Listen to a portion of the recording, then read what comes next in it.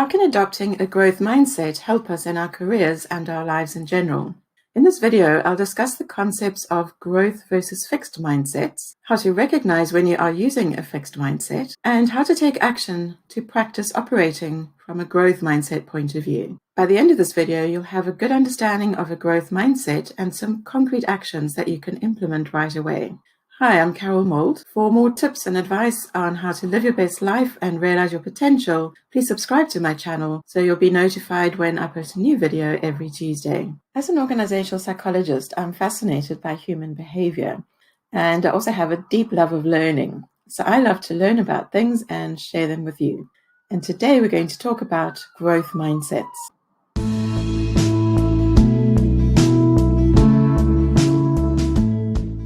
Let's start out with a little exercise. I'd like you to think about your current mindset about the concept of intelligence.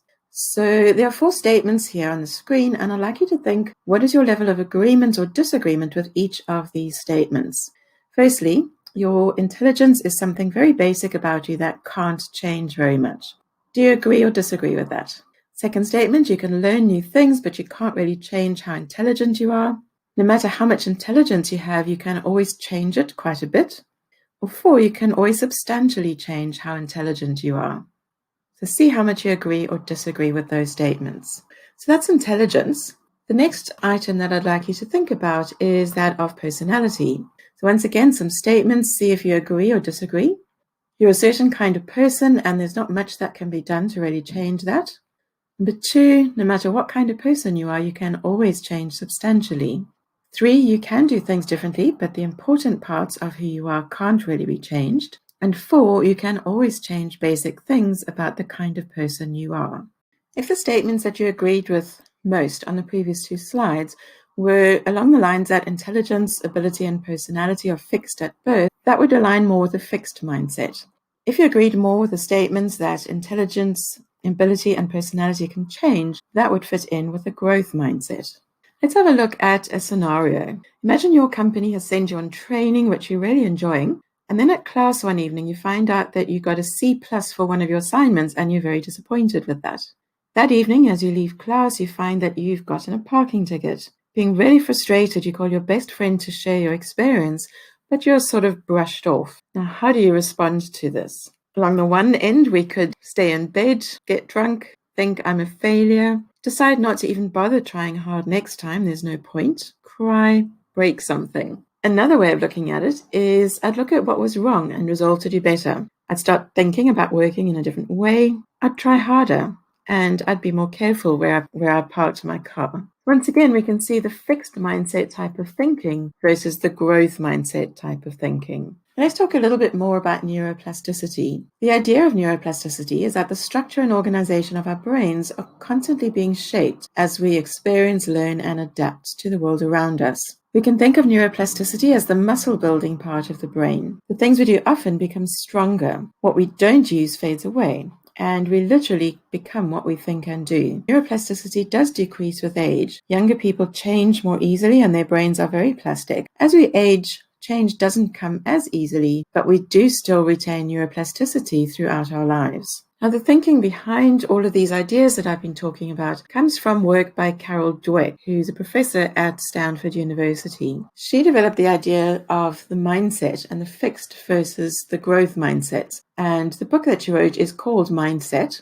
This is an updated edition, and it has sold a lot of copies. It's a very well thought of publication. I first came across Carol Dweck's work several years ago when I watched her TED Talk on the subject of a growth mindset, and I really advise having a look at that. I subsequently read her book Mindset, and I've been a fan of her work ever since. A bit of background to Carol's work. She found that the idea of the mindsets has a wide application for children and students, a big application in parenting, but also in management skills. Her research showed that praising intelligence encourages a fixed mindset, whereas praising effort encourages more of a growth mindset. So instead of saying to our child, wow, you did really well, you must be so clever, that would be praising intelligence. Rather say, wow, you did really well, you must have worked hard. That would be encouraging a growth mindset. Yes, adults can also learn to change their mindsets, and so you can teach an old dog new tricks. It just takes a little bit longer than a new dog. Research is now being extended from individuals to organizations. Here's a summary of the two mindsets. In the fixed mindset, ability is static, so people that subscribe to that mindset would tend to avoid challenges, give up easily, see effort as fruitless or a waste of time. They would ignore useful criticism, and they would feel threatened by others. On the other hand, the growth mindset is that ability can be developed. People subscribing to more of a growth mindset would embrace challenges, persist in the face of obstacles, thinking that their effort would pay off, and see effort as necessary. They are prepared to learn from criticism, and they would be inspired rather than threatened by the success of others. Let's have a look at some organizational research. This comes from an article in Harvard Business Review entitled How Companies Can Profit from a Growth Mindset, and this is building on Carol Dweck's work. To explore company mindsets, the researchers asked a diverse sample of employees at 7 Fortune 1000 companies about the extent to which they agreed with various statements, similar to the ones I showed you earlier from an individual point of view, but now we're looking at it from an organizational point of view. For example, when it comes to being successful, this company seems to believe that people have a certain amount of talent and they really can't do much to change it. High levels of agreement with this sort of statement suggested that the organization had a predominantly fixed mindset. Low levels of agreement suggested more of a growth mindset. And what was interesting is they typically found a real consensus about the organization's mindset. So people tended to agree with the mindset of the organization. Characteristics of organizations went along with each mindset. Companies that had more of a fixed mindset, in those companies there tended to be a small handful of star workers that were highly valued. Employees pursued fewer innovative projects, and they kept secrets, cut corners, and even cheated to try and get ahead. Supervisors in growth mindset companies expressed significantly more positive views about their employees. They rated them as being more innovative, collaborative, and committed to learning and growing. And they were more likely to say that their employees had management potential. So what about talent? The fixed mindset goes along with ideas such as the war on talent term coined by McKinsey. Fixed mindset companies tend to want to hire the most talented, qualified people, and they worship that talent. The talented people tend to have a sense of entitlement. I am talented, therefore I'm special. And these organizations disproportionately reward the stars. Companies with a growth mindset align themselves more with the idea of the talent myth popularized by Malcolm Gladwell. Talent makes up a much smaller part of success than previously thought, and organizations subscribing to the growth mindset realize that talent is useful but not sufficient. Drive and passion actually count more than talent. And they promote the system or the organization as being the star rather than the individuals. There's also a realization that even geniuses have to work hard. So it's not either work smart or work hard, but work smart and hard. So no matter what your ability is, effort is what ignites that ability and turns it into accomplishment. Malcolm Gladwell came up with a concept of outliers, and he talked about the notion of the 10,000 hours. He applied this to elite violinists, groups such as the Beatles, technology whizzes such as Bill Gates, and he identified that practice plays a major role in success. And not only practice, but also deliberate practice, and it's the way that we put that effort in that really makes a difference. Now, something else we need to think about in terms of mindsets